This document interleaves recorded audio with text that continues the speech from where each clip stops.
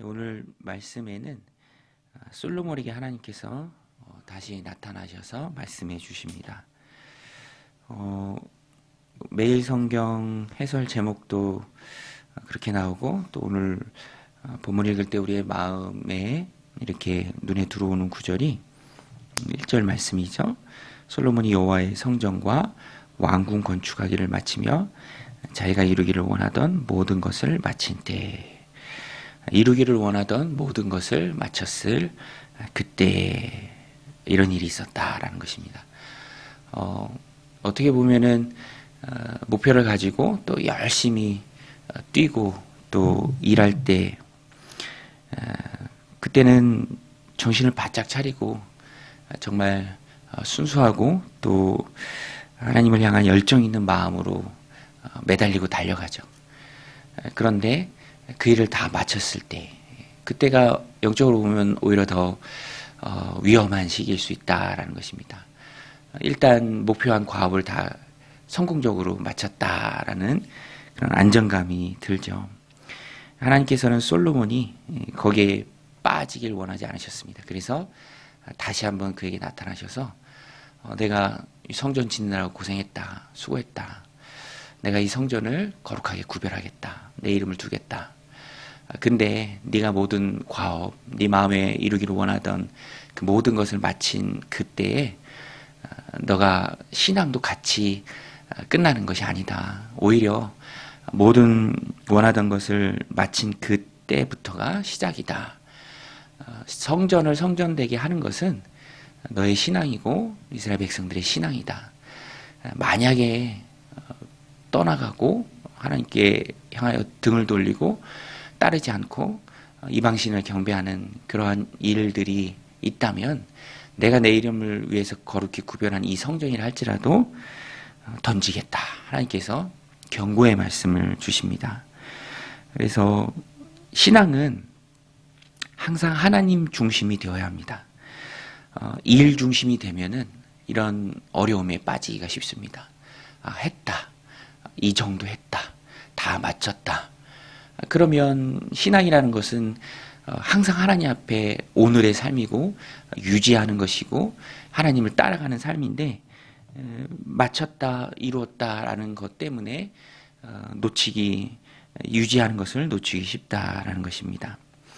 그래서 오늘 말씀에도 보면 4절에 보면, 내가 만일 내 아버지 다윗이 행함같이 마음을 온전히 하고 바르게 하여 내 앞에서 행하며 내가 내게 명령한 대로 온갖 일에 순종하여 내 법도와 율례를 지키면, 내가 내 아버지 다윗에게 말하기를 이스라엘의 왕 위에 오를 사람이 내게서 끊어지지 아니하리라 한 대로 내 이스라엘의 왕위를 영원히 견고하게 하려니와. 그 다음에 6절 말씀에 그 반대되는 경고의 말씀이 나옵니다. 6절에 만일 너희나 너희 자손이 아주 돌아서서 나를 따르지 아니하며 내가 너희 앞에 둔 나의 계명과 법도를 지키지 아니하고 가서 다른 신을 섬겨 그것을 경배하면 내가 그들에게 준 땅에서 끊어버릴 것이요 내 이름을 위하여 내가 거룩하게 구별한 이 성전이라도 내 앞에서 던져버리니 이스라엘은 모든 민족 가운데서 속담거리와 이야기거리가 될 것이며 웃음거리가 되게 하겠다라고 하나님께서 경고의 말씀을 주십니다. 마음을 온전히 하고 바르게 행하며 하나님 앞에서 행하는 것이 중요합니다. 4절 말씀처럼 마음을 온전히 하고 하나님 앞에서 행하는 것. 심판의 경고는 조심해야 할 것을 말해주죠. 이스라엘 백성들은 돌아서는 것, 또 하나님을 떠나는 것, 계명과 법도를 지키지 않은 것, 또 결정적으로 다른 신을 섬겨 경배하는 것, 이것은 참 조심해야 할 것입니다. 오늘 우리도 이 말씀을 받을 때 조심해야 할 것이 있다, 그죠? 경계해야 할 것이 있다. 하나님, 우리가 바른 길을 가기를 원하십니다. 하나님 앞에서 마음을 온전히 하고 바르게 행하기를 원하십니다. 그래서 경고의 말씀도 축복의 말씀도 주지만 그 삶을 유지할 수 있도록, 그 믿음을 유지할 수 있도록 경고의 말씀도 주십니다. 조심한다라는 것은 깨어있는 것이고 하나님을 잘 따를 그런 마음의 준비가 되어 있다라는 것이죠. 이 땅에 있기에 유혹이 많고 또 죄가 많은 세상을 살아가기에 우리는 늘 조심하고 경계해야 합니다. 하나님의 말씀을 꼭 붙들고 오늘 말씀처럼 그리로 가지 말라. 그리로 가면은 이런 힘든 일이 있을 것이다 라는 그런 하나님의 경고를 꼭 붙들어야 합니다. 그래서 성전이 신앙을 안주하게 하는 것이 되어서는 안 됩니다. 과업을 마쳤다라는 것이 핑계가 되어서도 안 되죠. 신앙은 항상 현재, 오늘이어야 합니다. 그러기 위해서 항상 오늘 우리의 신앙을 오늘 우리에게 주신 하나님의 말씀으로 우리의 삶을 돌아올 수 있어야 하고요. 내가 하나님 앞에서 오늘 바른 마음으로 행하며 또 온전히 살아가야 할 것을 말씀을 통해서 또 다짐해야 합니다. 그래서 이 말씀을 통해서 우리의 삶을 되돌아볼 때 내가 뭔가를 이루고 또 어느 정도 수준에 도달하고 그런데 그것 자체가 신앙의 현재성을 잃어버리게 한다면 그것은 경계해야 할 것이죠. 저는 목회자니까 항상 목회적으로 돌아보게 되는 것 같아요.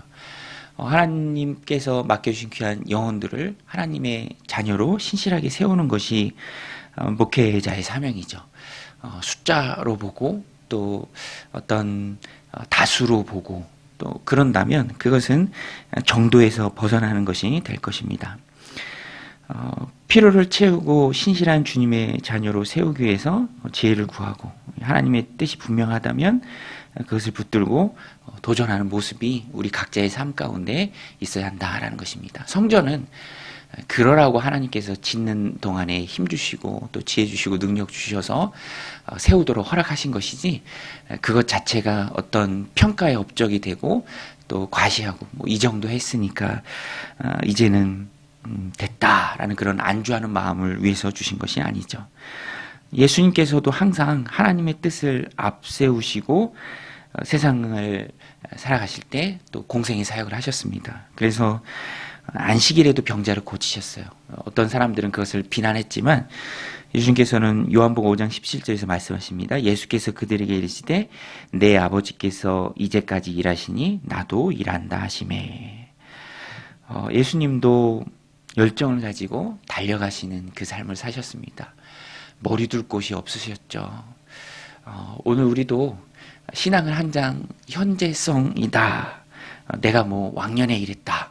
뒤집어 보면은 지금은 그렇지 않다라는 뜻이 될 수도 있잖아요. 항상 하나님 앞에 현재성의 신앙을 우리가 살아가야 합니다. 하나님 중심의 신앙이 되어야 합니다. 목표는 땅의 어떤 것을 이루는 것이 아니라 하늘의 상이죠. 하늘의 상. 성도는 하늘의 상을 바라보고 이 땅의 삶을 달려가는 자들입니다. 마라톤과 같은 것이죠. 이 땅을 살아가면서 참된 평안은 없습니다. 진짜 평안은 하나님 상으로 주시는 천국에서 우리가 누리는 것이죠. 그래서 바울도 빌립보서 3장에 보면 달려간다라고 고백하죠. 내가 이미 얻었다 함도 아니요 온전히 이루었다 함도 아니라 오직 내가 그리스도 예수께 잡힌 바 된 그것을 잡으려고 달려가노라. 누가 보기에는 바울을 향해서 그렇게 말할 수 있어요. 얻었다. 이미 이루었다. 근데 바울은 고백합니다. 아니다. 나는 아직 멀었다. 주 예수께 잡힌 바 된 그것을 잡으려고 열심히 달려가고 있는 중이다. 부르심의 상을 위해서 달려가는 삶이 바울의 삶이었습니다.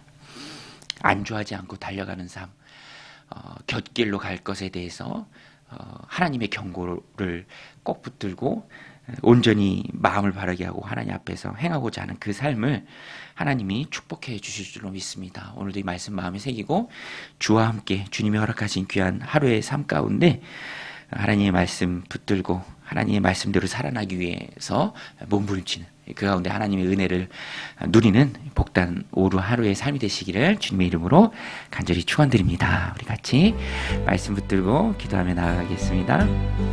하나님 아버지, 오늘도 저희들 주님 존으로 불러주시고